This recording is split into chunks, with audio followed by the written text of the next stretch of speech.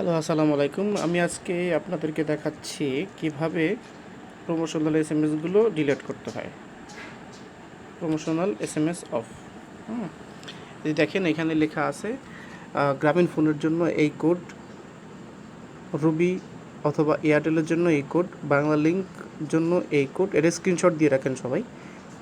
টেলিটকের জন্য এই কোড। এখন আমি যেহেতু রবি অথবা এয়ারটেল ইউজ করি, তাহলে এখানে আমি আপনাদেরকে আমারটা দিয়ে দেখাচ্ছি।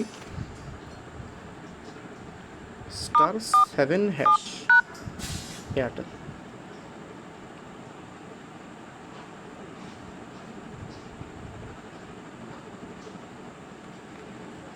দেখেন এখানে লেখা আছে প্রমোশনাল এসএমএস। 1 নম্বরে হচ্ছে বন্ধ, 2 নম্বরে হচ্ছে চালু।